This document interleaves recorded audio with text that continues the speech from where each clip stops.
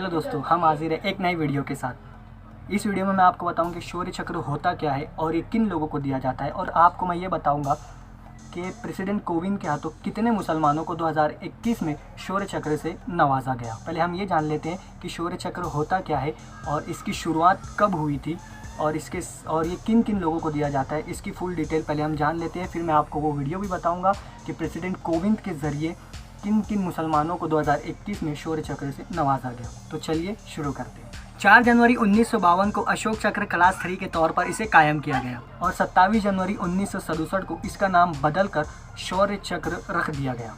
ये award army, navy और air force के जवानों को दिया जाता है, चाहे वो किसी भी रैंक के हो, हवलदार से लेकर मेजर, जनरल और इससे और ऊंची पोस्टों को भी ये अवार्ड दिया जाता है। इसमें चाहे वो मर्द हो या औरत हो, किसी को भी बिना भेदभाव किए, किसी भी क्लास के, किसी भी लेवल के, किसी भी रैंक के ऑफिसर को, और वो मर्द हो या औरत हो, उसको भी ये अवार्ड दिया जाता है।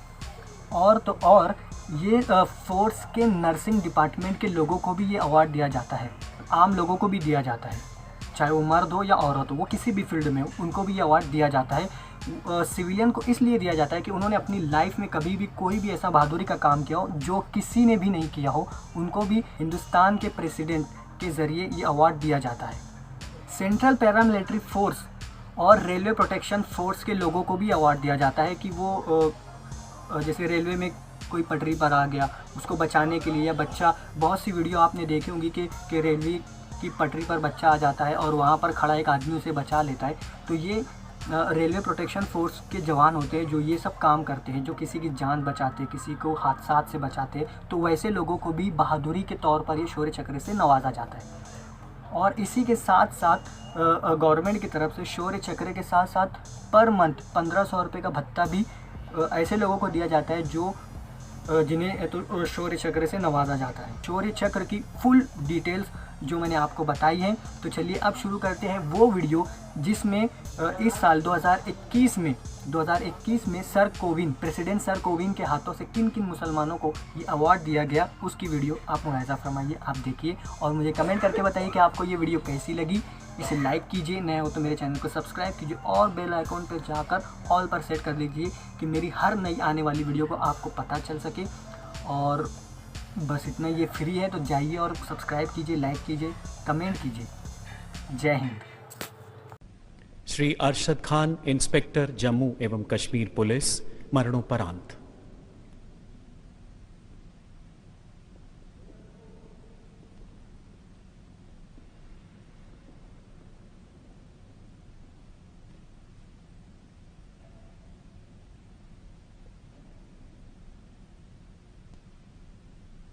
श्री अरशद खान जम्मू एवं कश्मीर के अनंतनाग जिले में स्टेशन हाउस ऑफिसर के पद पर तैनात थे। दिनांक 12 जून 2018 को अनंतनाग जिले में तैनात सेंट्रल रिजर्व पुलिस फोर्स की एक रोड ओपनिंग पार्टी पर जैश ए मोहम्मद आतंकी संगठन से जुड़े एक फिदाइन आतंकी ने भीषण गोलीबारी करते हुए हमला कर दिया। थाना अनंतनाग में तैनात इंस्पेक्टर अरशद खान हादसे की सूचना मिलते ही घटना स्थल की ओर बढ़े। वहां पहुंचकर चल रही गोलीबारी के बीच अपने प्राणों की परवाह न करते हुए आतंकवादी पर बेहद नजदीक से गोली चलाकर उसे घायल कर दिया।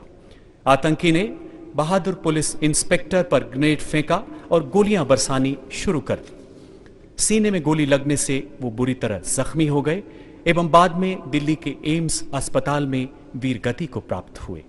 इंस्पेक्टर अरशद खान ने अनुकरणीय वीरता एवं अद्वितीय कर्तव्य निष्ठा का परिचय देते हुए राष्ट्र के लिए अपना सर्वोच्च बलिदान दिया। स्वर्गीय श्री अरशद खान की पत्नी श्रीमती नीलोफर बशीर एवं माता श्रीमती महबूबा खान।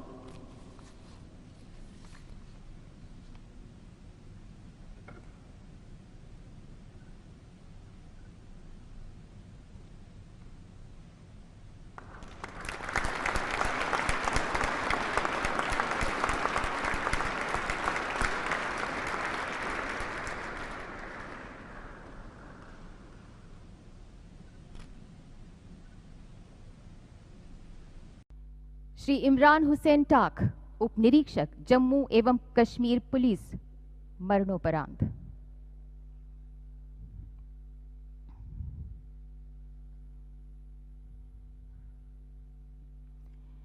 दिनांक 17 नवंबर 2017 को एक वाहन जो श्रीनगर के जकूरा क्षेत्र की ओर आगे बढ़ रहा था, उसमें आतंकवादी होने की सूचना श्रीनगर पुलिस द्वारा भेजे जाने पर पुलिस स्टेशन जकूरा और एसडीपीओ जकूरा की पूर्ण कमान में उप निरीक्षक श्री इमरान हुसैन टाक के नेतृत्व में पुलिस क्षेत्र श्रीनगर द्वारा संयुक्त नाकाबंदी स्थापित कर दी गई। एक कार को रुकने का सिग्नल दिया गया, फिर भी वाहन में सवार व्यक्तियों ने गोलाबारी कर दी, जिससे उप निरीक्षक श्री टाक गंभीर रूप से घायल हो गए। इसके बावजूद उन्होंने असाधारण बहादुरी का परिचय देते हुए जवाबी गोलाबारी कर दी, जिससे आतंकवादी घायल हो गया। अपनी कुशाग्रता का प्रयोग करते हुए उन्होंने कार चालक पर गोलीबारी की, जिससे वाहन का संतुलन बिगड़ गया। भागने की कोशिश में आतंकवादियों ने अंधाधुंध गोलीबारी कर दी। घावों से लगातार रक्तस्राव के बावजूद उन्होंने आतंकवादियों का पीछा किया और तत्काल चिकित्सा सहायता को मनाकर गोलीबारी के साथ आतंकवादियों का पीछा करना जारी रखा। उन्होंने आतंकवादियों को इस तरह चुनौती दी मानो कि वो किसी भी प्रकार से घायल नहीं है, जिसके परिणाम स्वरूप वो एक प्रमुख आतंकवादी कमांडर को मार गिराने में सफल हो गए। आतंकवादियों का मुकाबला करने के दौरान वो उनके इतने नजदीक पहुंच गए कि उन्होंने अपने कुछ साथियों के साथ दूसरे आतंकवादी को अपने कब्जे में लेकर उसे गिरफ्तार कर लिया, लेकिन अपने गंभीर जख्मों की वजह से वे शहीद हो गए। स्वर्गीय श्री इमरान हुसैन टाक की पत्नी श्रीमती गुलनाज अख्तर।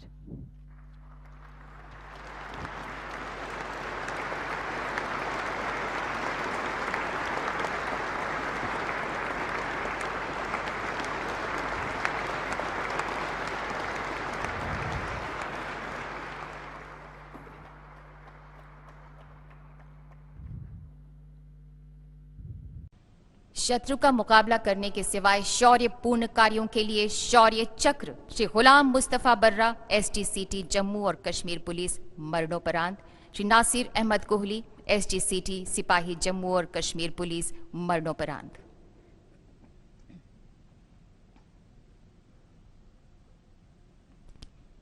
दिनांक 1 मार्च 2019 को हंदवाड़ा पुलिस द्वारा गांव बाबागुंड हंदवाड़ा में कुछ आतंकवादियों के छिपे होने के बारे में एक विशेष आसूचना प्राप्त हुई थी। सेना तथा सीआरपीएफ ने साथ मिलकर सैनिक कार्रवाई शुरू की।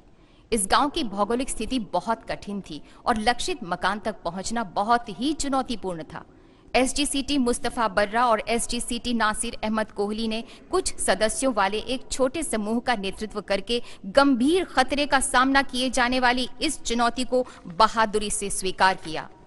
मुख्य दल द्वारा इस क्षेत्र को चारों ओर से घेर सकने तक एसडीसीटी मुस्तफा बर्रा एवं एसडीसीटी नासिर अहमद कोहली के नेतृत्व वाली छोटी टीम को आतंकवादियों की अंधाधुंध गोलीबारी का सामना करना पड़ा। गोलीबारी के दौरान सीआरपीएफ के 3 जवानों सहित इन दोनों बहादुर पुलिस कर्मियों को गोलियां लगी और वे गंभीर रूप से घायल हो गए। बाद में घायल होने से 5 की मृत्यु हो गई, परंतु ये सुनिश्चित हो गया कि मुख्य दल के आने तक आतंकी भाग नहीं सके। बाद में मुख्य दल द्वारा सुनिश्चित मुठभेड़ में 2 आतंकियों को मार दिया गया। उनसे भारी मात्रा में हथियार और गोला बारूद बरामद किए गए। इस प्रकार एसडीसीटी मुस्तफा बर्रा और एसडीसीटी नासिर अहमद कोहली ने एक छोटी सी टुकड़ी को लक्ष्य की ओर आगे बढ़ाने और आतंकवादियों को फायर करने में उलझाकर रखने में अनुकरणीय साहस का प्रदर्शन किया और राष्ट्र के लिए सर्वोच्च बलिदान दिया। स्वर्गीय श्री गुलाम मुस्तफा बर्रा की पत्नी श्रीमती मरियम बेगम।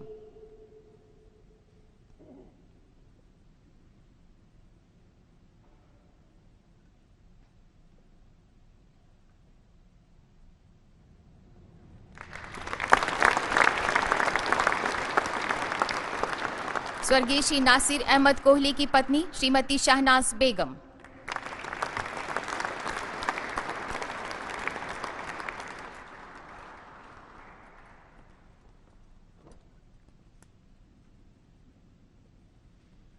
श्री बिलाल अहमद मागरे विशेष पुलिस अधिकारी जम्मू एवं कश्मीर पुलिस मरणोपरांत।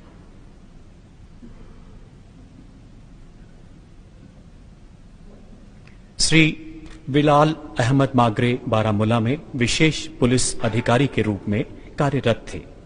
20 अगस्त 2019 को बारामूला के एक घर में आतंकवादियों की मौजूदगी की सूचना मिलने पर एक संयुक्त कॉर्डन एवं सर्च ऑपरेशन चलाया गया।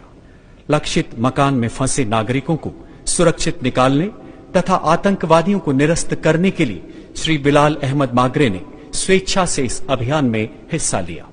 अपने प्राणों की परवाह न करते हुए श्री बिलाल अहमद निर्दोष नागरिकों को जब बाहर निकाल रहे थे, आतंकवादियों ने उन पर हथगोलों से हमला करते हुए अंधाधुंध गोलियों की बौछार शुरू कर दी। गंभीर रूप से घायल होने के बावजूद उन्होंने आतंकवादियों का डटकर मुकाबला किया एवं एक आतंकवादी को निरस्त करने में बहुमूल्य योगदान दिया। अत्यधिक रक्तस्राव के कारण अंततः वो राष्ट्र हित में शहीद हो गए। श्री बिलाल अहमद मागरे ने अदम्य साहस तथा उत्कृष्ट कर्तव्य निष्ठा का उदाहरण प्रस्तुत करते हुए देश के लिए अपना सर्वोच्च बलिदान दिया।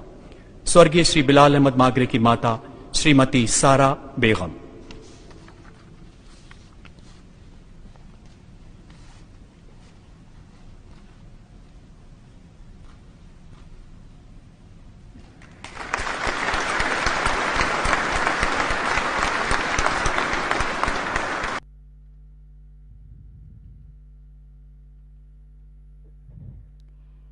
तेरह सितंबर 2018 को 10:55 पर धीरती गांव के एक मकान में 3 विदेशी आतंकवादी होने की विशिष्ट सूचना प्राप्त होते ही सीआरपीएफ की एक छोटी टीम उस स्थान की ओर निकल पड़ी, जिसमें कांस्टेबल जाकिर हुसैन एक सदस्य के रूप में थे।